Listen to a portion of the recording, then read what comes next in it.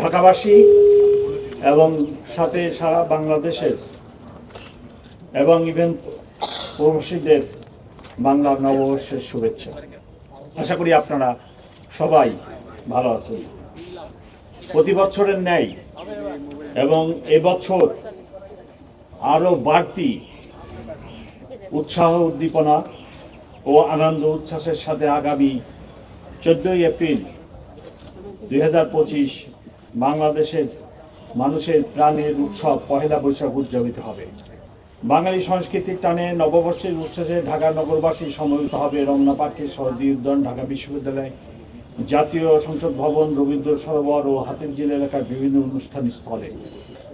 এক বাক্যে বলা যায় পুরা ঢাকা শহর আগামীকাল নববর্ষ উদযাপনের জন্য প্রস্তুত।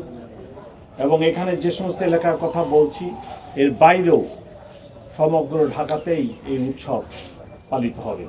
জাতীয় উৎসব করে এই অনুষ্ঠানে যাতে জাতি ধর্ম বর্ণ নির্বিশেষে সকলেই নির্বিঘ্নে উদযাপন করতে পারে তার জন্য ঢাকা মেট্রোপলিটন পুলিশ ব্যাপক নিরাপত্তা ব্যবস্থা গ্রহণ করেছে। বর্ষবরণ অনুষ্ঠানসমূহকে কেন্দ্র করে ঢাকা মহানগরীকে 21টি সেক্টরে ভাগ করে ঢাকা মেট্রোপলিটন পুলিশ পক্ষ থেকে পর্যাপ্ত সংখ্যক ইউনিফর্ম ও সাদা পোশাকে পুলিশ সদস্য মোতায়েন করা হবে। গুরুত্বপূর্ণ অনুষ্ঠানস্থল ড্র্যাগ স্কোয়াড দ্বারা সুইপিং করা হবে। রমনা পার্ক, শরদী উদ্যান, ঢাকা বিশ্ববিদ্যালয় ঘিরে মোট 21টি স্থানে ব্যারিকেড থাকবে।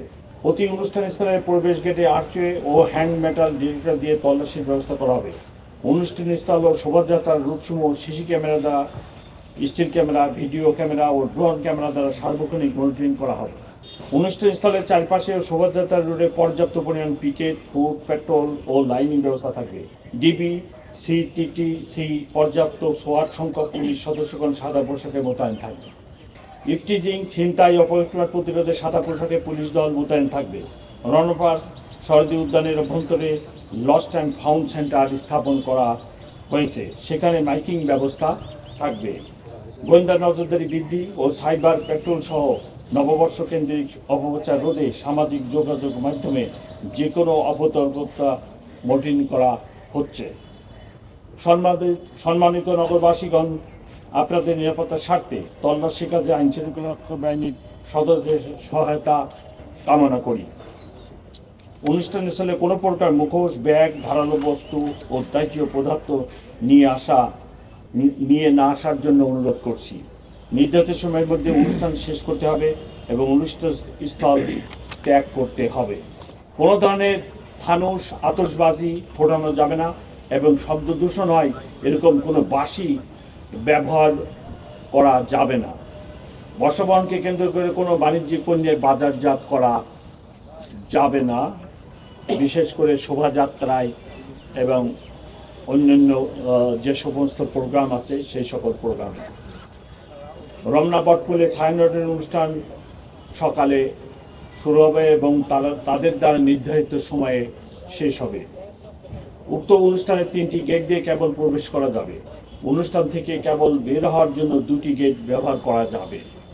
যেনারা ছায়ানটের প্রোগ্রামে আসবেন ওনাদেরকে আমি রিকোয়েস্ট করব, বিশেষ করে যিনারা বেগম সাহেবদের মহিলা নিয়ে আসবেন, সাথে শিশু নিয়ে আসবেন, তারা যেন অত্যন্ত সতর্কতার সাথে ভিড় এড়িয়ে প্রবেশ করেন এবং নির্ধারিত মহিলা ও শিশুদের জন্য যে গেট আছে সেই গেট দিয়ে অনুষ্ঠান শেষে বাইরে চলে যান। শরদী উদ্যানে প্রবেশের 3টি গেট দিয়ে প্রবেশ করা যাবে এবং বের হওয়ার জন্য 3টি গেট ব্যবহার করা যাবে। রমনা পার্ক ও শরদী উদ্যানে বিকাল 5 ঘটিকা পর্যন্ত প্রবেশ গেট দিয়ে প্রবেশ করা যাবে। বিকাল 5 ঘটিকার পর সকল গেট বাহির গেট হিসেবে ব্যবহৃত হবে। শোভাযাত্রার সময় শরদী উদ্যানের পশ্চিম পাশে চারুকলার অপোজিটের যে গেট আছে এই গেট বন্ধ থাকবে এবং এই গেট দিয়ে তখন কোনো মানুষ রাস্তায় যেতে পারবে না। বর্ষবরণ শোভাযাত্রা 14 এপ্রিল সকালে শুরু হবে।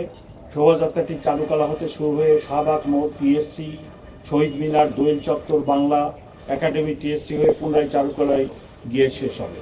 শোভাযাত্রার পুরো রুটটি নিরাপত্তার চাদরে ঢাকা থাকবে।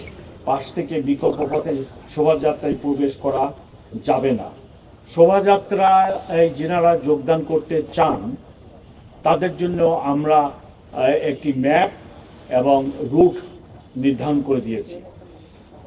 এখানে শোভাযাত্রার শুরু থাকবে, হেড থাকবে চারুকলার সামনে এবং টেল ভিসি মহোদয়ের বাংলোর সামনে থাকবে।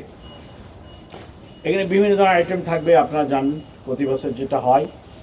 আমরা শোভাযাত্রা যখন হবে তখন এদের মাঝে যে রুট আমি বললাম, এই রুটে কেউ মাঝখান দিয়ে শোভাযাত্রায় প্রবেশ করতে পারবেন না। শোভাযাত্রায় যারা যোগদান করবেন তাদেরকে